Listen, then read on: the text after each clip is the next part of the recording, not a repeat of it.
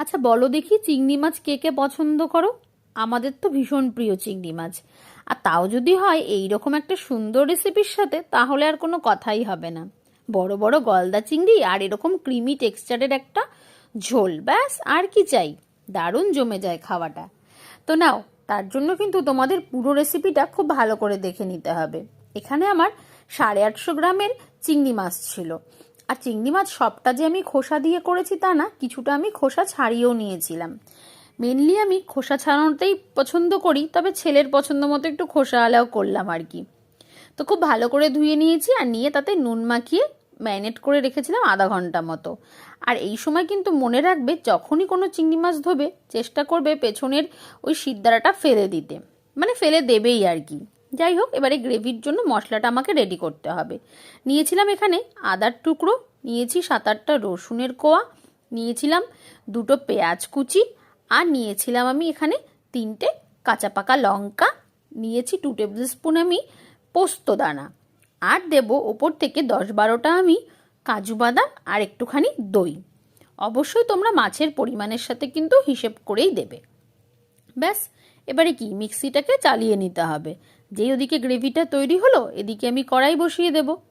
আর কড়াই বসিয়ে দিয়ে তাতে দিয়ে দিতে হবে সর্ষের তেল। বলে রাখি, এই যে এখন তেলটা দেব, এর মধ্যে কিন্তু পুরো রান্নাটা হবে। আর কিন্তু আমি তেল দেব না, হ্যাঁ, তবে ঘি দেব।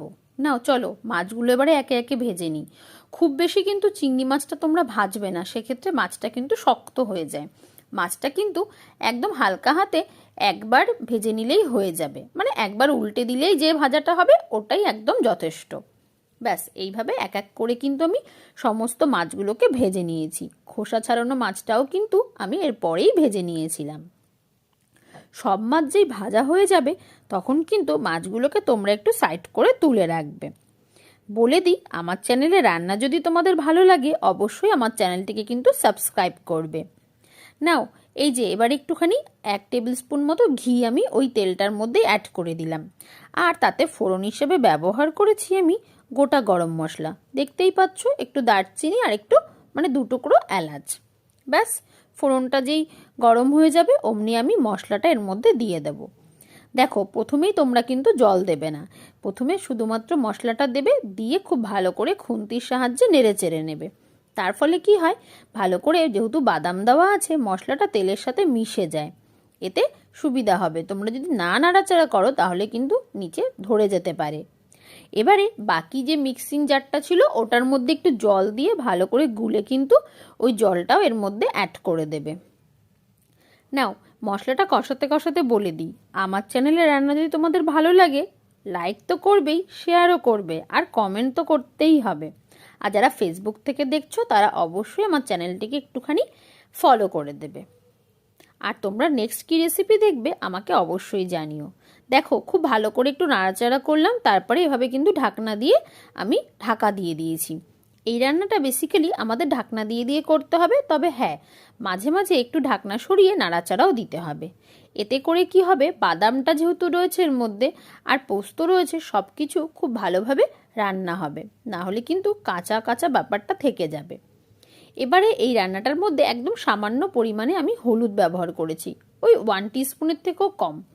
আর দিয়েছিলাম একটুখানি মতো, মানে 1 টিস্পুন মতো দিয়েছি আমি গরম মশলার গুঁড়ো, আর দিয়েছিলাম এখানে আমি 1 টিস্পুন গোলমরিচের গুঁড়ো, আর দিয়েছি স্বাদ মতো নুন। ব্যাস, এই তো, দিয়ে খুব ভালো করে নাড়াচাড়া করে নিয়েছি। আবারও তাই ঢেকে দেব। এভাবে সময় নিয়ে একটুখানি ঢেকে ঢেকে রান্নাটা করবে। যেহেতু বাদাম আছে, গায়ে ছিটবে, তো আরও ঢেকে করলে এই সুবিধাটাও তোমরা কিন্তু পাবে। মাঝখানে একবার ঢাকা তুলে 2টো কাঁচা লঙ্কা দিয়ে দিয়েছি, দেখতে ভালো লাগবে আর খেতেও ভালো লাগবে।